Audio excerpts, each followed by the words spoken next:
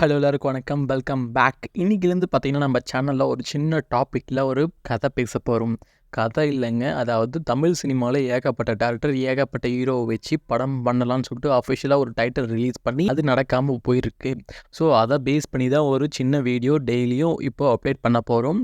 இப்போ பார்த்தீங்கன்னா, ஃபர்ஸ்ட்டு வந்து சொல்ல மறந்த கதைன்னு சொல்லிட்டு இந்த டாபிக் வச்சிருக்கோம் இந்த வீடியோவுக்கு. எல்லா வீடியோக்குமே வந்து இந்த டாபிக் தான் சொல்ல மறந்த கதைன்னு சொல்லிட்டு. அந்த மாதிரி ஃபஸ்ட்டு வந்து பார்த்தீங்கன்னா, துருவ நட்சத்திரம்.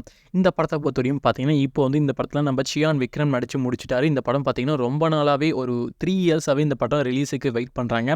சம்திங் வந்து ஒரு ஃபண்ட் இஷ்யூனால தான் இந்த படத்தை வந்து ஹோல்ட் பண்ணிட்டு, இந்த படத்தை பொறுத்தவரையும் பார்த்தீங்கன்னா, சியான் விக்ரம், சிம்ரன் இவங்க எல்லாமே ஒரு இம்பார்ட்டன்ட் ரோலில் ப்ளே பண்ணியிருக்காங்க. அது மட்டும் இல்லாமல் ரீசெண்டாக இந்த படத்தோட ட்ரைலர் ரிலீஸ் பண்ணி ஏகப்பட்ட எக்ஸ்பெக்டேஷன் இந்த படத்து மேலே இருக்குது. கௌதம் மேனன் பார்த்தீங்கன்னா, இது ஒரு தனி யூனிவர்ஸாகவே கிரியேட் பண்ணி வச்சிருக்கு. இந்த படத்துக்கு நம்ம ஹாரிஸ் ஜெயராஜ் மியூசிக் போட்டிருக்காங்க. ஆல்ரெடி இந்த படத்தில் வந்து ரிலீஸ் ஆன எல்லா ஆல்பமே ரொம்ப ரீசெண்டாக இருந்திருக்கு.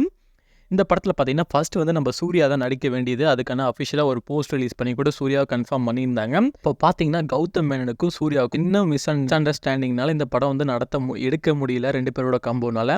ஸோ, அதனால் வந்து நம்ம சூர்யா இந்த படத்தை வந்து மிஸ் பண்ணிட்டாங்க. அதுக்கப்புறம் பார்த்தீங்கன்னா, 1 இயர் கழிச்சு நம்ம கௌதம் மேனன், நம்ம சியான் விக்ரம் வச்சு துருவ நட்சத்திரம்னு சொல்லிட்டு இந்த படத்தை முழுமையாக எடுத்து முடிச்சாரு.